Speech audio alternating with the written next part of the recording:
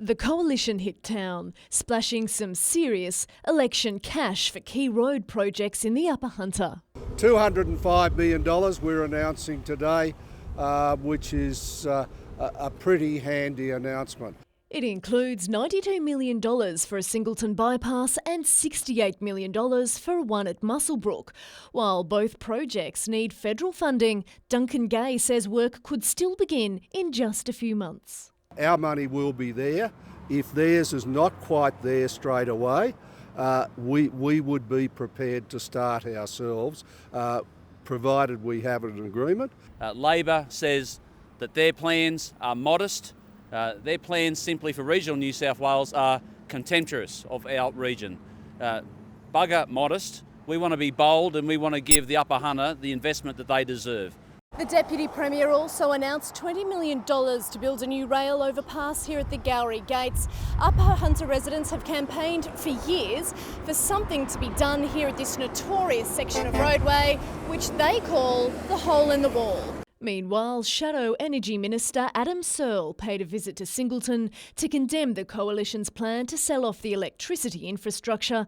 Labor says a new report shows privatisation will cost taxpayers $1 billion a year. UBS, the advisory firm advising the New South Wales government on the privatisation plan, has been revealed today as indicating the plan will result in a huge hit to the New South Wales budget. Madeline McKell, NBN News.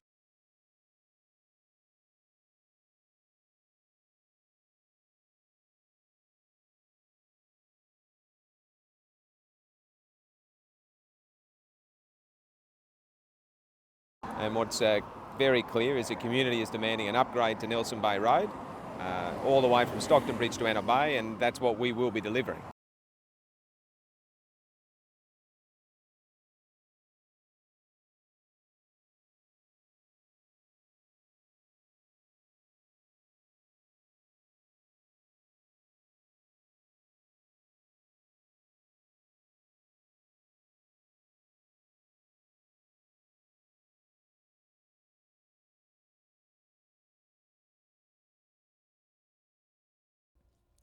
It's the battle of the local mayors. Muswellbrook Mayor Martin Rush running for Labor and Upper Hunter Mayor Michael Johnson representing the Nationals, both passionate with a strong grasp of local issues. So the key for me is building that the infrastructure to protect the jobs right throughout the Upper Hunter. Our priorities, being the Labor Party, is jobs, education and health.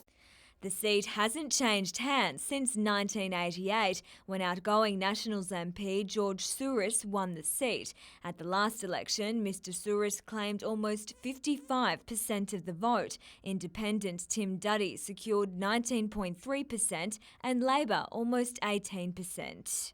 Look, it is a very safe National Party seat. People are very upset, though, about the sale of essential electricity infrastructure. When George retires, so does the margin.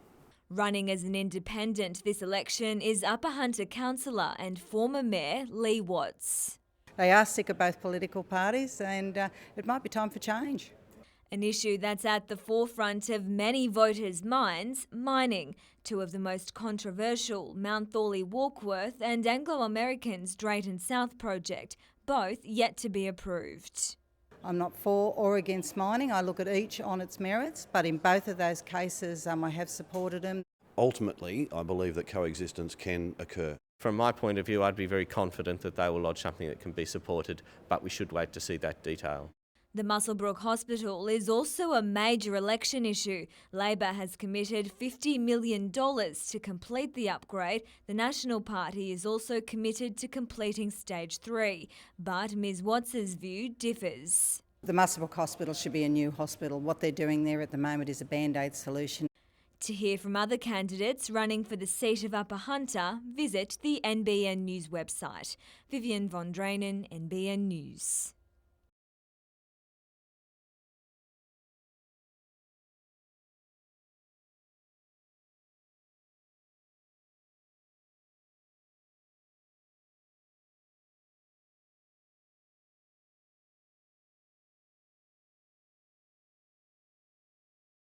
For every 1 hour reduction, we're seeing a 20% reduction in assaults.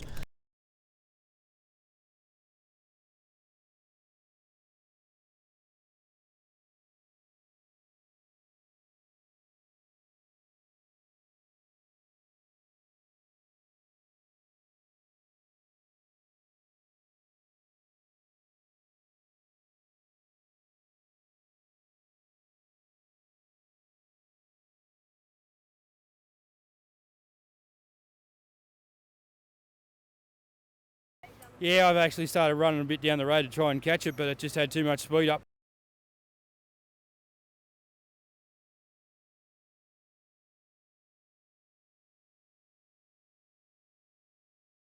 We had a couple of precarious brick and masonry walls that were resting on the vehicle, so that made it a little bit difficult, but everything went to plan in the end.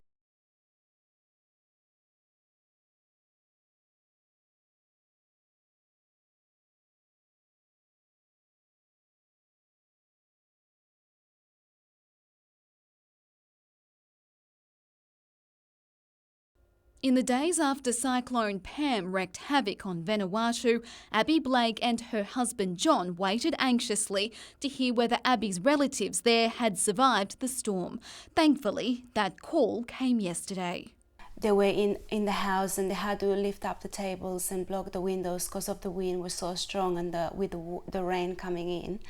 The Hunter couple are among thousands of Australian volunteers getting ready to offer aid on the ground. They'll travel to a small village on the outskirts of Port Vila, where it's estimated 85% of buildings have been destroyed. I was there 10 days ago and now I'm thinking, I know that shop's gone, I know that house is gone.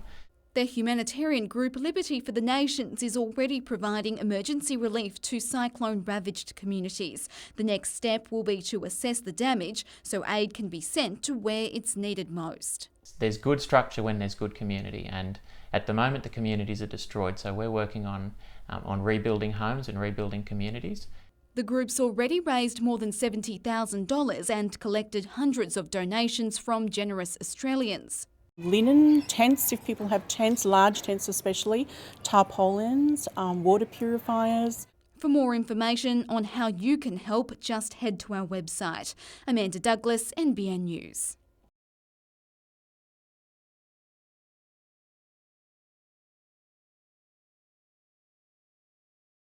Jonathan Thurston has played, at the highest level. He's been targeted in Origin, and I think any team goes out there to put pressure on the other team's most important players, and I guess we'll continue to do that.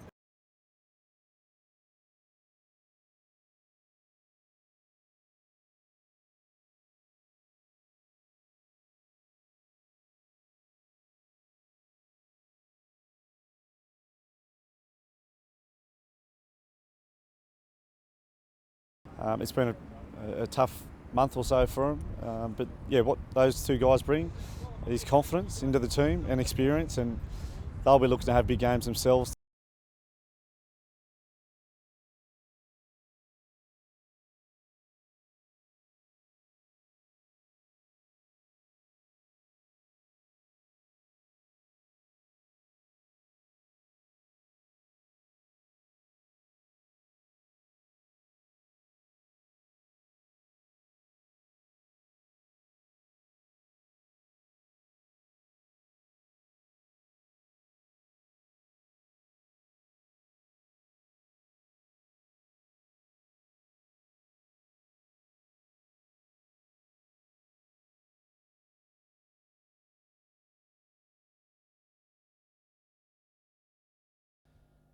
The inclusion of the provincial qualifier added plenty of interest to the Newmarket meeting.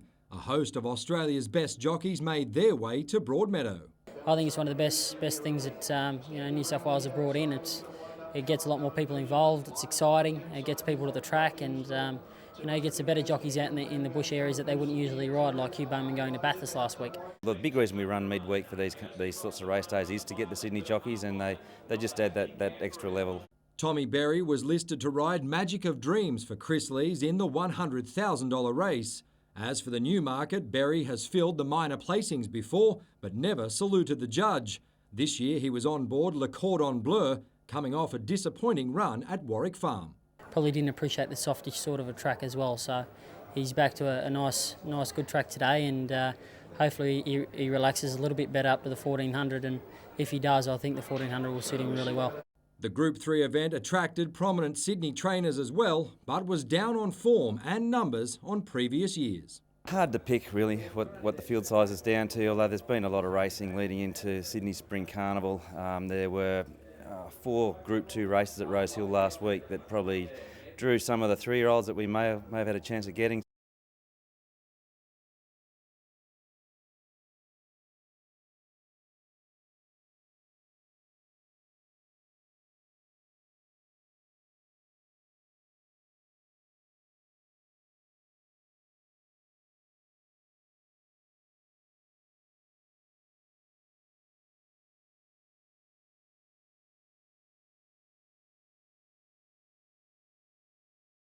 Basically, since I started training, I've been bringing horses up here, and as I say, it hasn't been a happy hunting ground. But you know, the way things work, that might turn it around now.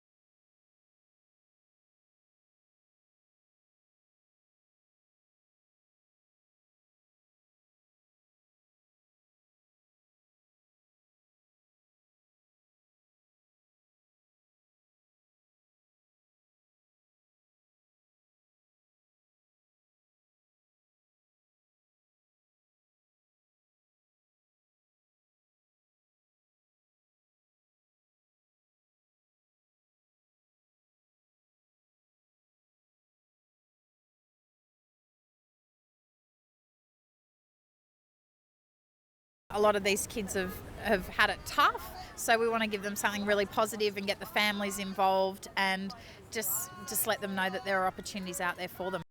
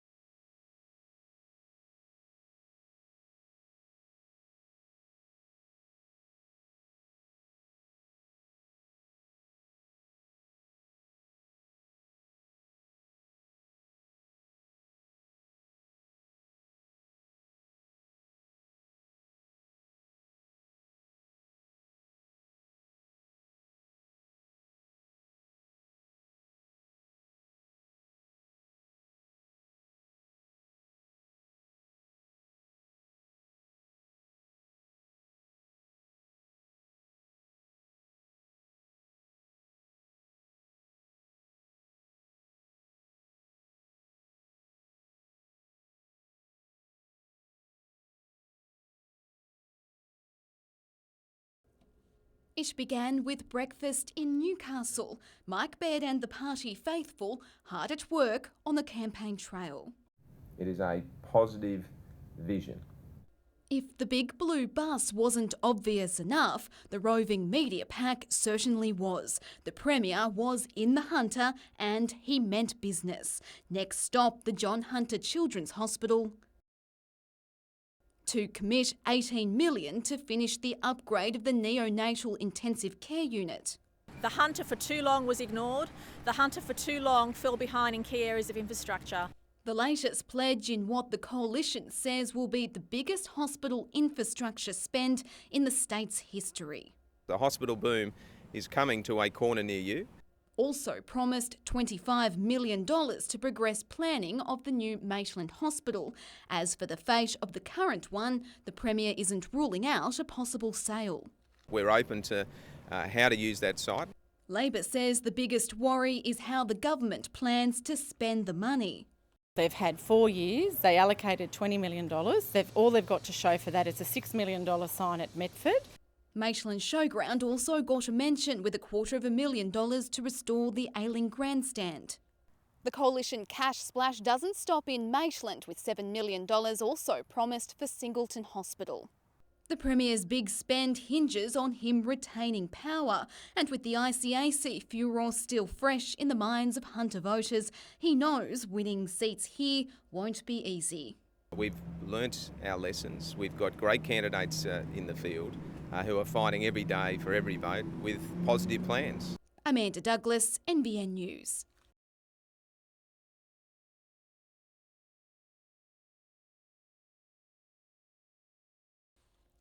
A political storm is brewing in Swansea. At the centre of it, Gary Edwards, one of the Liberal MPs caught up in the ICAC scandal.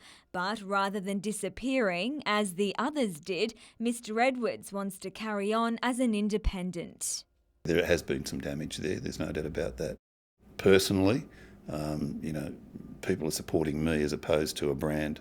The dredging of the Swansea Channel and the new police station at Belmont, projects he's most proud of. We go to this election on a platform of achievement. But what he also has is a fight on his hands. Labor's Yasmin Catley is a seasoned political staffer. She's also married to former Swansea MP Robert Coombs. She's been campaigning for 13 months.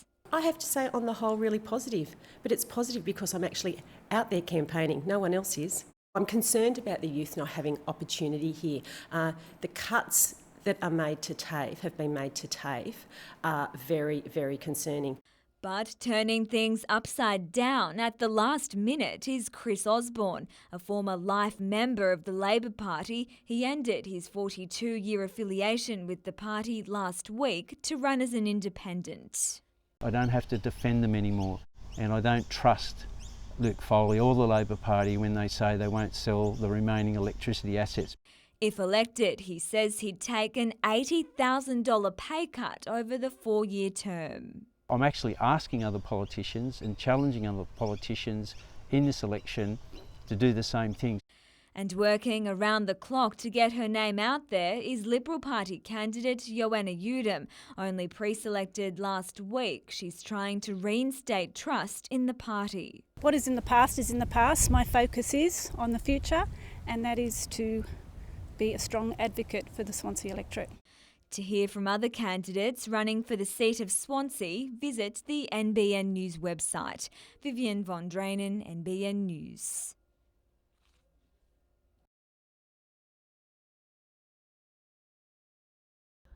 According to these fed-up residents, Belmont Pool is a shadow of its former self. The pool used to have diving boards up the far end, and you used to be able to walk all the way around, and it used to be so much more friendlier, more user-friendly, and it was safer, but it's certainly not safe now. They say Lake Macquarie Council has let the pool go to rack and ruin, and that the only safety feature it now boasts is this solitary sign. Those boys out there, they're just to let people know, don't bring your boats in. They don't keep the sharks out. They don't keep, anything else out that's quite big, which could harm you. Today, the Belmont and District's Residents Action Group called for Council to restore the lakeside pool, a request it's been making since 2009. They've got change rooms, they've got toilet block, they've got picnic tables, and for what reason, when the pool does hardly ever get used. But Council doesn't look like acting on the pool or shark nets anytime soon. Council's current position is that they don't want to proceed with any shark netting in the lake, and that's primarily due to the low risk and the cost of installing and maintaining such structures. Madeline McKell, NBN News.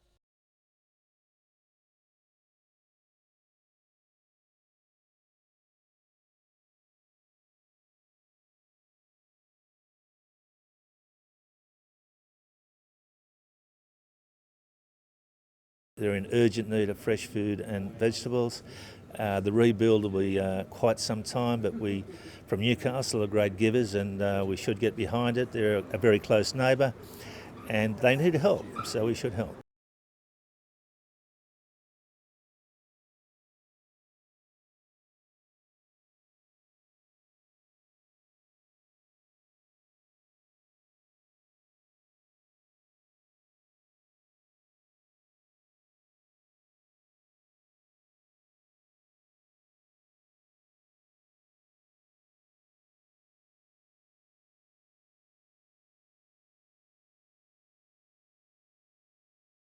I had non-Indigenous and Indigenous family members who fought in Gallipoli, and it'd be really good to go over and honour them.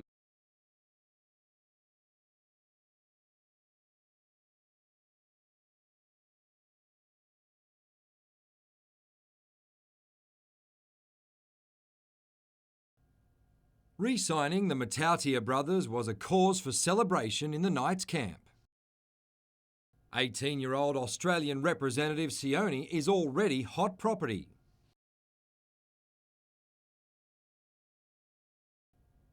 And with 22-year-old Chanel also doing plenty to impress, the three brothers have attracted the attention of rival clubs. Last September, they reportedly signed a letter of intent with the Bulldogs, but after a change of manager, the Knights presented them with a counter-offer. The boys were very patient through that process, the club was patient, and I think we said that when the time was right to negotiate, we think we could sit down and negotiate fairly quickly with the boys because we knew they wanted to stay in Newcastle long term. They made that known right from the start. Today, Sione admitted it was a difficult stretch. It's taken a big toll on my family, and that's sort of the worst thing about it is that my family, are affected by this, and I guess that's what comes with the game. You put yourself out there to, play every weekend, but it comes with a cost. The three boys have all worked closely with Rick Stone, and the coach's influence was a big factor in them staying put. 21-year-old Pat is yet to make his NRL debut. Hopefully Sony sees something in me and get a chance up there with the boys. Ultimately, the club's location and proximity to Mum got the deal over the line. She doesn't know yet, so I've got to go home and tell her. So, she's going to be good. We'll take her out for lunch, and she's obviously a big reason why we want to stay, and I guess, she's going to be over the moon. Chanel admits it'll be tough to break back into first grade, with Newcastle boasting two in-form wingers in Akuyuate and James McManus. Their performance in the first two rounds have been outstanding, and just for me, I've got to be patient and work hard and just focus on my footy.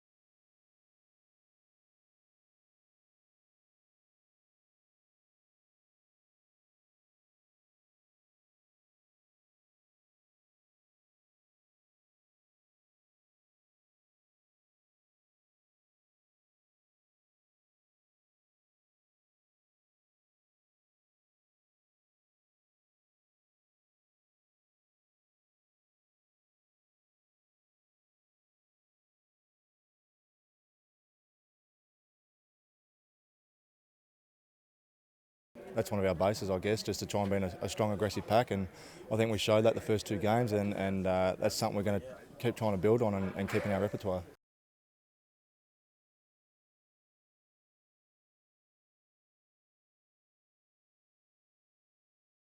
Always room for improvement, obviously, but felt I haven't gone too badly, so Stoney keeps putting me there, so it's a good thing.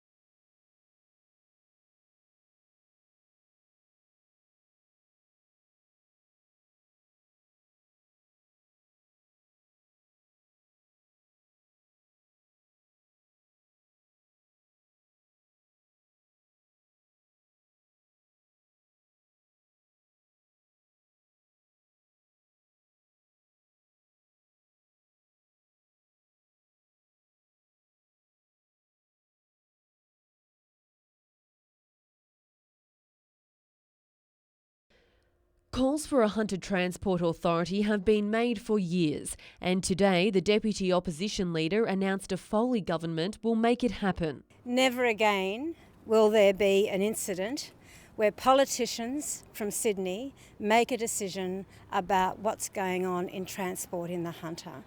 Its job will be to coordinate transport across the region and prepare a 20-year master plan for the area. Also unveiled the party's Hunter Transport Plan. It includes retaining the rail line and working to reduce congestion at the Adamstown gates, but how hasn't yet been decided.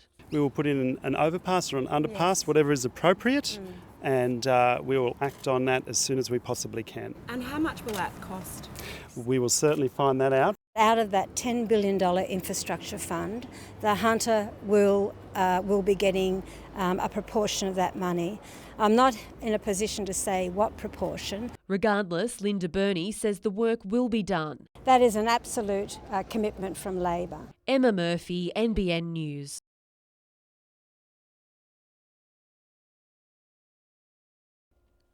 4 months ago, then Independent Karen Howard pledged her support for the Art Gallery's redevelopment. Now running as a Liberal for the same seat, she's hesitant to do it again because it now comes with a $14 million price tag and she wants more detail from Council. We can't just throw around $14 million promises without any further information.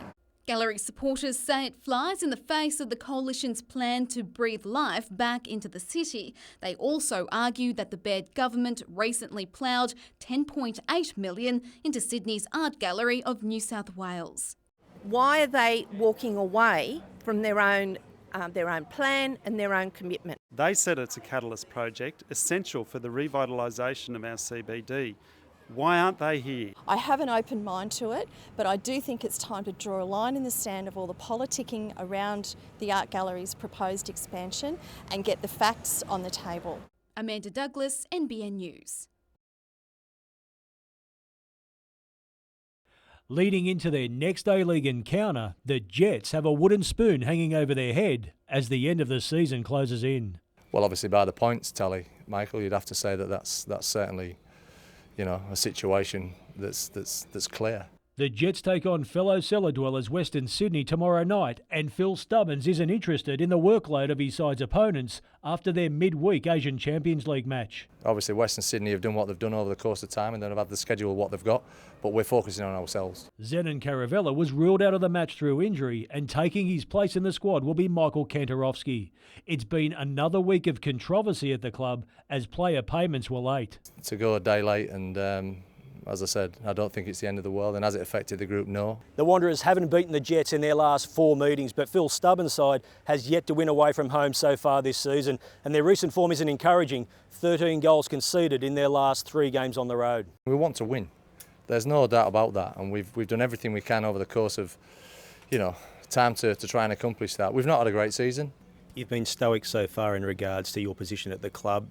If the club wins the wooden spoon, would you resign?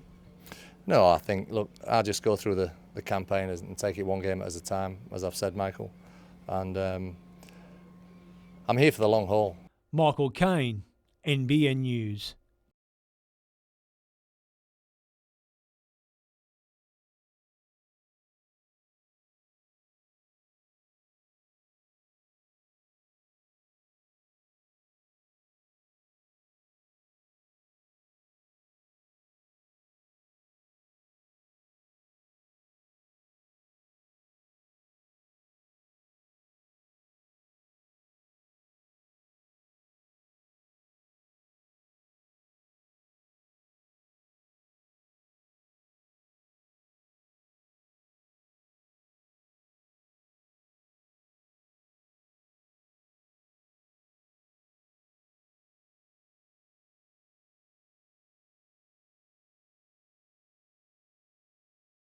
We really need to be providing opportunities for young girls and women to be playing, and a town this size deserves a cricket competition and an outlet for those girls to have a go at cricket.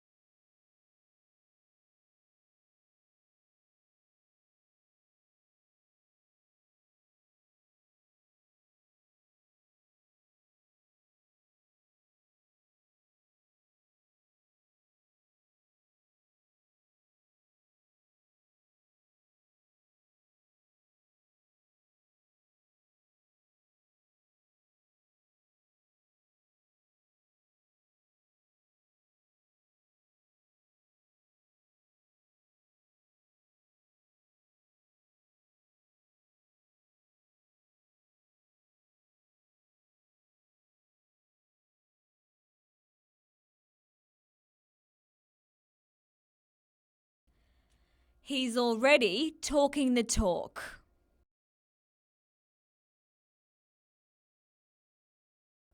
Ken Jordan is the new face of the Liberal Party in Port Stephens after revelations at the ICAC saw sitting MP Craig Bowman stand aside from the party and quit politics. Mr Jordan has been on Port Stephens Council for 11 years and is also a close friend of Mr Bowman's.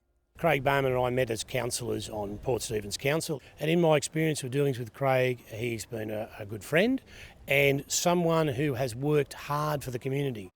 His priority, completing the fourth and final stage of the duplication of Nelson Bay Road, which Premier Mike Baird recently committed $67 million to. But the big dollars might not be enough to keep the seat in the hands of the Liberals. Litigation lawyer Kate Washington believes she's the change Port Stephens needs. I think our community deserves some transparency, openness and some honesty, and it's been missing for some time here. During this election, a new high school for Madawi has been her priority, and opposition leader Luke Foley promised to deliver $40 million to the project during a visit earlier this month. Everyone that lives in my community understands that there is a dire need for a public high school in Madawi. And it's not her first tilt at the seat. At the 2011 election, Mr Bowman claimed 51.1% of the vote. Kate Washington secured 28.5%, followed by the Greens with 9%. Despite a swing of 14.7% to the Liberals, both candidates say the race certainly isn't won. On the figures, it should be a safe Liberal seat, but we know it's no longer that. I think it'll be a very close election, but I'm hoping to work hard and make sure that I'm the member for Port Stephens. To hear from other candidates running for the seat of Port Stephens, visit the NBN News website. Vivian von Drainen, NBN News.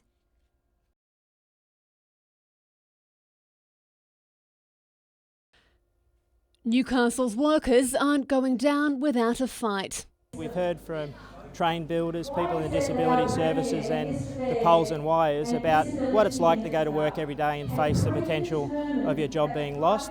Member for Newcastle Tim Krakenthorpe says the privatisation of the state's poles and wires will hurt the region. People are really concerned about the economy, and Baird's saying the economy's better than ever. Well, he needs a reality check. People in Newcastle and the Hunter are losing their jobs. A sentiment shared by the Greens. When I've been door knocking in the electorate, many people say they don't want the assets sold off and they don't want services sold off. But Liberal candidate for Newcastle Karen Howard says she's focusing on a campaign of positivity for the city. Voters in Newcastle are pretty savvy. They know what a negative union campaign looks and feels like, and to a lot of people it's a big turn-off. But the Newcastle Trades Hall Council says all parties can do more. We think all parties could have stood up for more jobs in this region. Unemployment's gone up from March 2011 figures of 5.4% up to around 12.4%. So that's 16,000 people in this region out of work.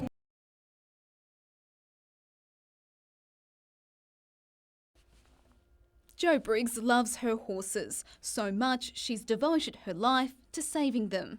We could get horses from the sale yards, from surrenders of individual cases, from RSPCA, who we're a business partner with. With a team of dedicated volunteers, she runs Horse Welfare Incorporated, rescuing sick, abused and surrendered animals otherwise destined for the slaughter. We're actually turning people away because we don't have the room and the facility at the moment is sort of out of action. 4 months ago, senseless thieves ripped out the electric fence that surrounds the charity's Hunter Valley property. One Thursday night the first one went missing, and the second Thursday night this one here went missing as well.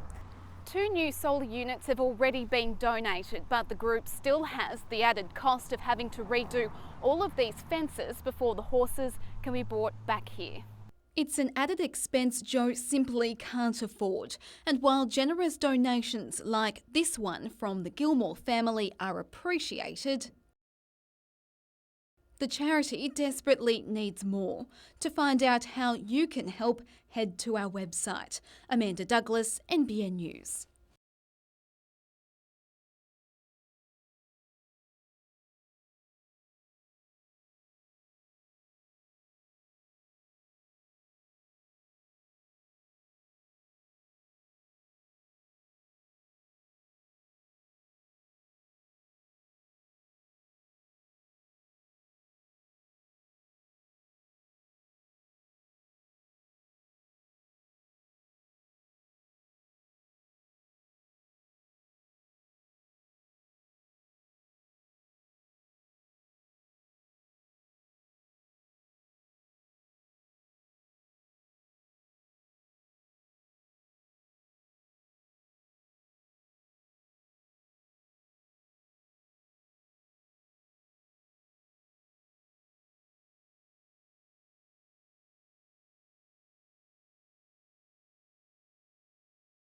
Just allows us to increase our work with our researchers here locally at Newcastle.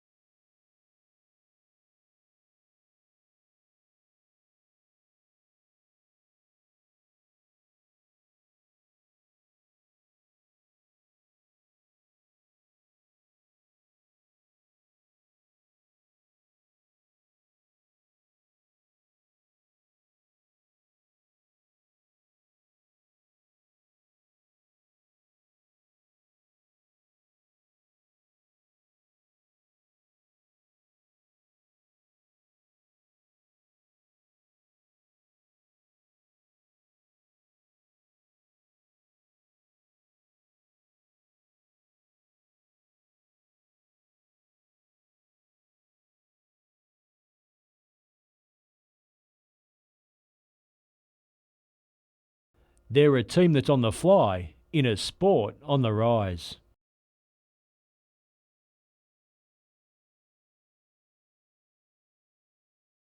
The PNG squad is in Newcastle for a training camp as players prepare for next weekend's Hong Kong Sevens, and getting up to speed is crucial. Our countries are getting to the stage where they're really serious about the game itself, and where we have to play catch up in a lot of ways. The men responsible in helping their progression, world-renowned Sevens coach Willie Rickards. So it's all about upskilling not just the players but the PNG coaches around sort of best practice around sevens principles, drills and skills, the tactical aspects of the game.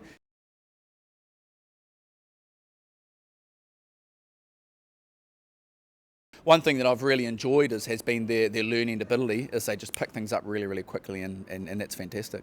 The side recently played in the Wellington leg of the World Series, where it came up against some of the game's big guns and was given a hard lesson. Playing countries like New Zealand, England, it's a tough. If we keep on playing in the sort of game against the tougher opponents, I think we'll improve. But the long-term goal for this group is to qualify for next year's Rio Olympics. Making the Olympic, I think, is everyone's athlete's dream, and for the Papua New Guinea team, I think we've got a long step ahead for us. That's one of the aim for the boys, like playing hard and giving our best. Michael Kane, NBN News. After winning the minor premiership, University were keen to keep the momentum going. The students won the toss and sent Stockton into bat and had the Seagulls at 3 for 19 early on. Luke Bird was producing a captain's knock with the ball in hand, claiming the prize wicket of Nick Foster, LBW for 1. The speedster was causing batsmen all sorts of trouble on his way to a 3-wicket haul. Sam Jenkinson looked to steady the ship for Stockton in his innings. But it was this mix-up between wickets which saw James Thomas fall short, making the score 5 for 23. Stockton were dismissed for 84. In reply, the students were bundled out for just 59. At Townsend Oval, Hamwicks had Merriweather on the ropes right from the get-go. After Simon Moore was dismissed cheaply, Josh Geary looked to play his side out of trouble. Down the other end, Pat Darwin edged this Matt Webber delivery, which was well caught by Josh Trappel, leaving the Lions reeling at 3 for 35. The Premiers were all out for 83, with Sam and Matt Webber picking up 5 wickets apiece. At Stumps, Hamwicks were in trouble at 8 for 40. Meanwhile, in today's City and Suburban A-grade grand final, the Journeymen chased down Cricketers Arms Hotel's total of 106, winning by 4 wickets. Michael Kane, NBN News.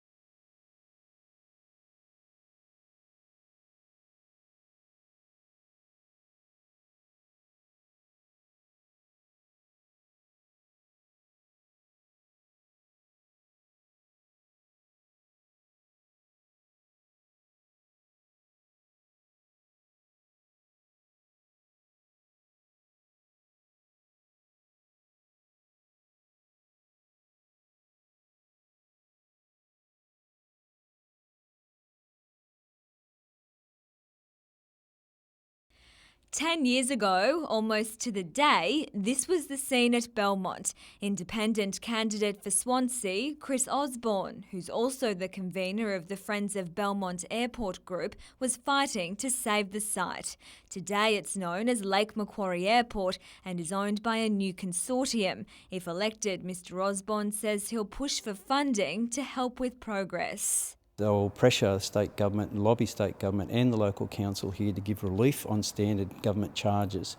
He'd also like to see the facility become eligible to apply for a slice of the $50 million set aside by the government for airports under the Regional Tourism Infrastructure Fund.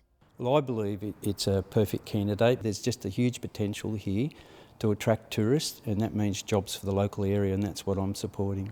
Rob Hibbard, the airport's chairman and part owner, says a lot of cleaning up has already been completed, but in terms of development, there's still plenty of work to do. We'd like to get some of that money from government grant money to develop the terminal, and I think everybody knows in Newcastle and Lake Macquarie that this is the place to run a Sydney-Newcastle service. Current MP and independent candidate Gary Edwards says he's always supported the airport's future and will lobby support when called upon if re-elected. My commitment to them was, if I was still around, that when they were ready, I would certainly be 110% behind them. I think it'd be great for the area and everyone accepts that. Vivian von Drainen, NBN News.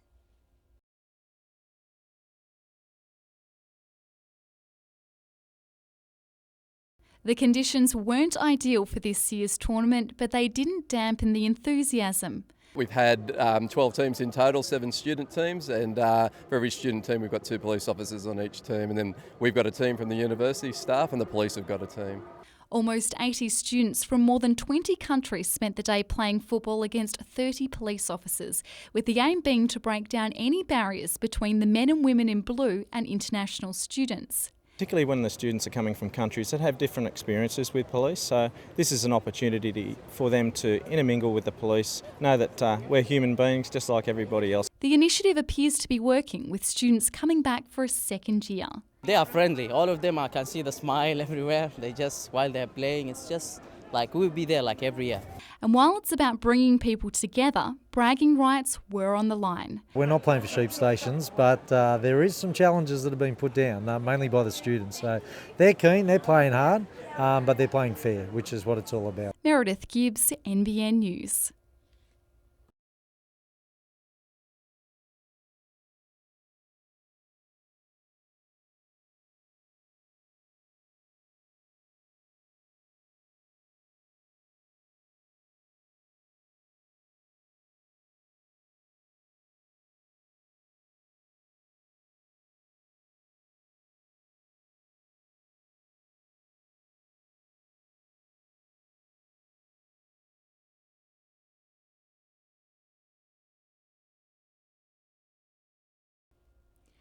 Climbing in for a ride in the future of Australia's Air Force. This is Newcastle pilot Andrew Jackson's first flight in an F-35A, commonly known as the Joint Strike Fighter.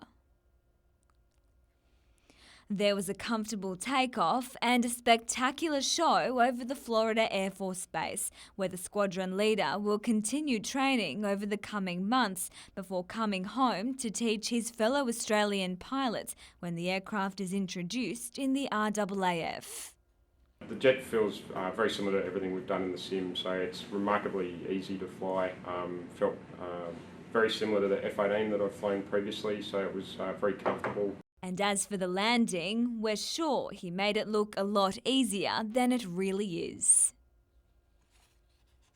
Back on the ground, there was an official congratulations, followed by a more personal one. Jackson's wife there to watch his first flight. Overall it was pretty enjoyable. I'm still trying to work out what actually happened while I was airborne. It was a bit rapid for me. But no doubt it was an experience he won't be forgetting anytime soon. It's quite humbling when you step on a new airplane as to how it sort of feels like the first day at school where you just don't know anything.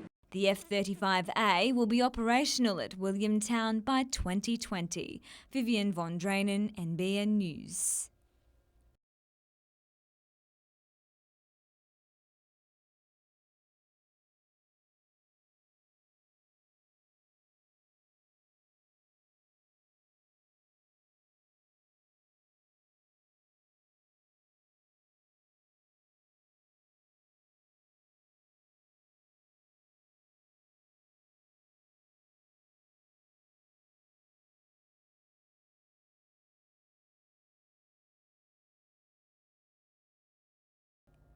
Leading 1-0 after half an hour, the Jets appeared to have doubled their advantage when Andrew Houle played in Edson Montano. The assistant saw it differently.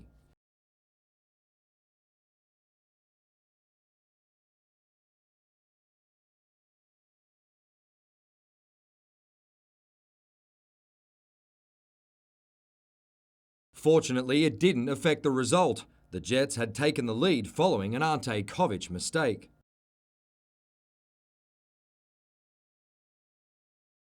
After the controversial call, the visitors did grab a second before the break.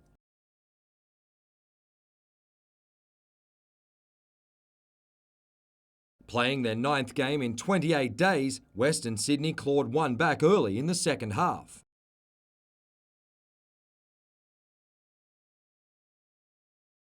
But Newcastle held on for just its second win this season.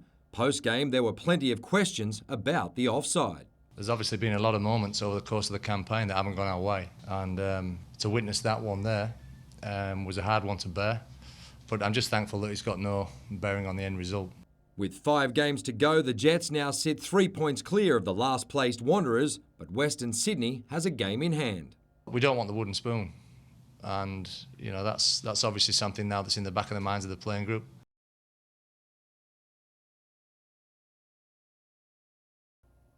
Down 2-1 late in the second half, Charlestown City needed a lift and Reen Ferguson provided it. Making it 2-2 with just over 5 minutes to play. Maitland is preparing for its first season in the National Premier League's competition, boasting the likes of former Jets captain Matt Thompson. But it was the Blues who stole the show today. Kane Goodchild fought hard to set up Ferguson, who kept Charlestown alive in the FFA Cup. Lambton's squad features 2 former A-League stars in Job Wheelhouse and Michael Bridges, but they weren't on the team sheet for the clash with Broadmeadow. Alex Palozzi still should have given the Jaffers an early lead. The Magic had a decent chance but couldn't beat Brad Swancott in the Lambton goal. Broadmeadow then went agonisingly close again a few minutes later. Despite a handful of missed opportunities, Broadmeadow advanced to the next round.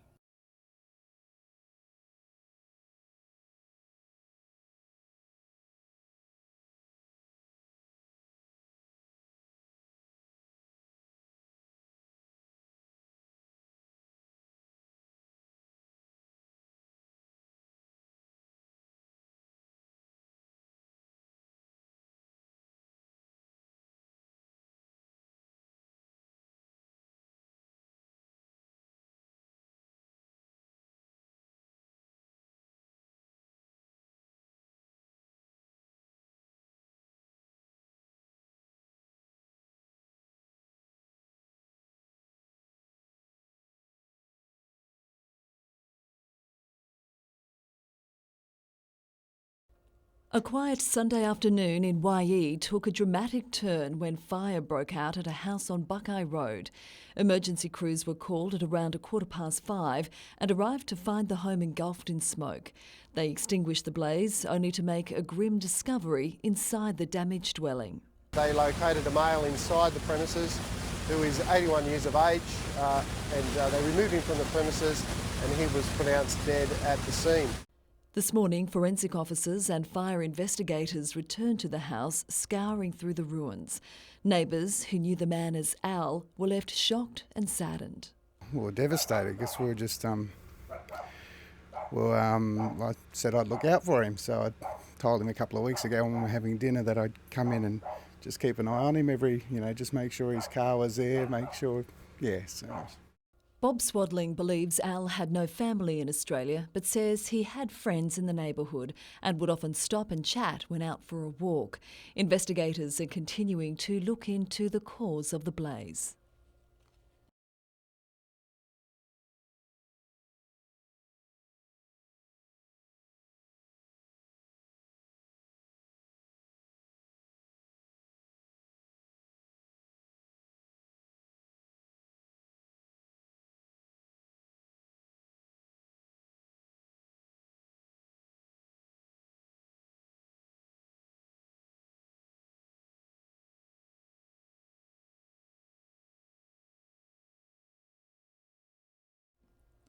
A Labor leadership presence back in Port Stephens, announcing $5 million, if elected, for an upgrade of the Tomaree Hospital to meet the needs of the growing community.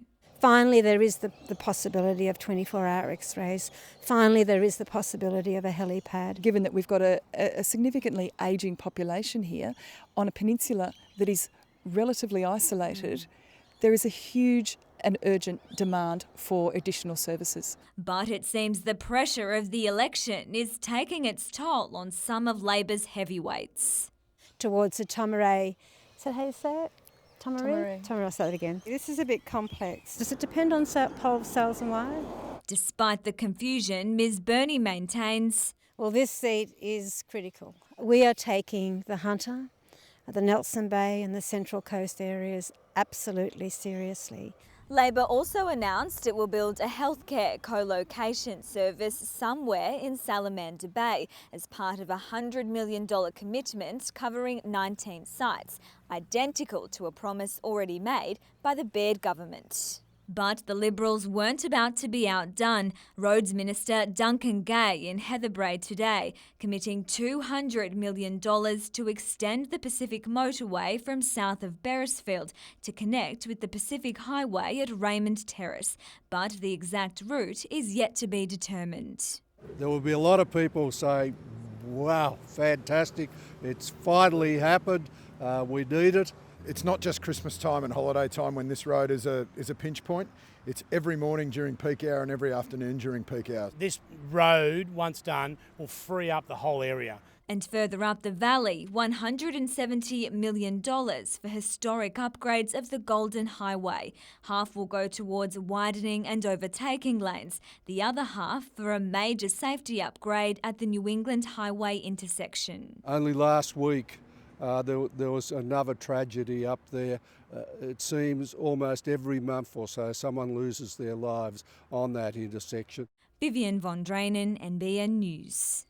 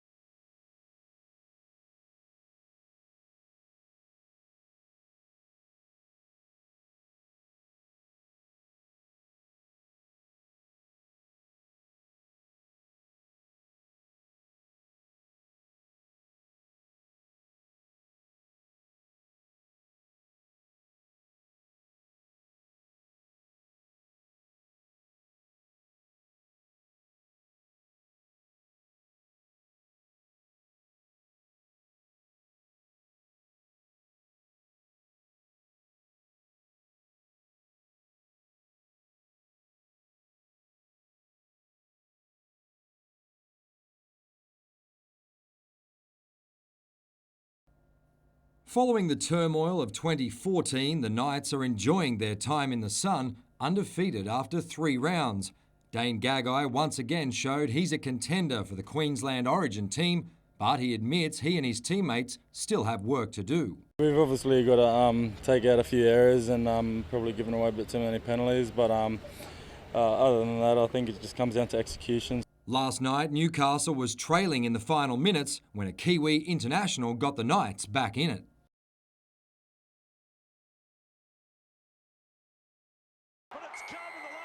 In the first half, Gold Coast opened the scoring before Newcastle hit back with 2 tries. The Titans will seek clarification from the NRL after this touch by Corbin Sims wasn't ruled a knock-on at the start of a play that resulted in the Knights' second. I think on field there was a clear touch. They admitted it was touch, and I think the referees knocked back from it. But again, I couldn't tell from my angle. The home side hit the front thanks to an Aiden Caesar double, but couldn't hold out the visitors. The desire to win has been there for 3 weeks, and it's nice to be 3 from 3 and going into a home game next week. Yeah, I think everyone's starting to believe in themselves a little bit more and starting to evolve as playmakers, rather than leaving everything to possibly Kurt and Jared. Mullen will have scans on his neck following this hit by Greg Bird, but the Titans forward wasn't charged by the match review panel. Corbin Sims wasn't so lucky, copping 2 separate Grade 1 charges for dangerous throws. Club officials will wait until tomorrow to decide whether to accept a 2-match ban or fight the charges and risk a 3-game suspension. Mitchell Hughes, NBN News.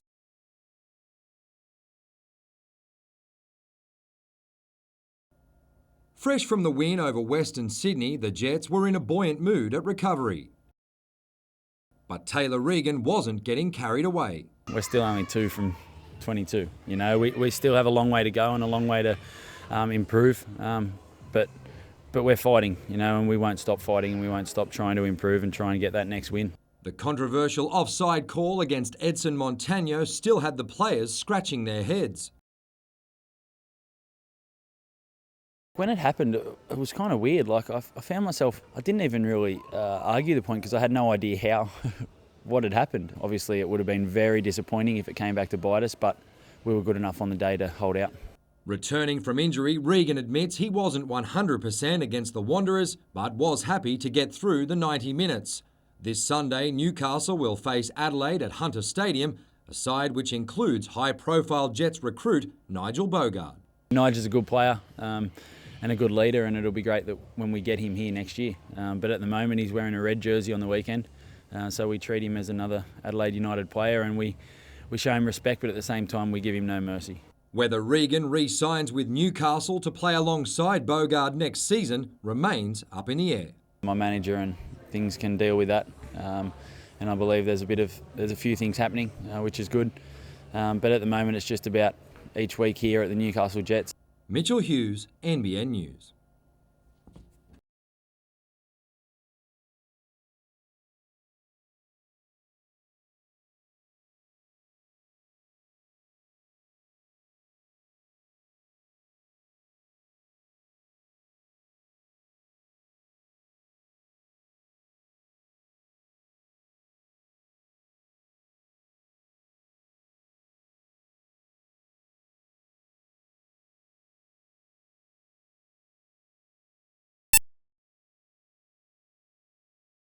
He's just a competitor, whether he's forward, mid or back. He just loves his footy, and I think, you know, you can see he's enjoying it. He's having the time of his life, and so he should. He's only young in the game, but he'll be in the mix. He'll certainly play senior footy this year.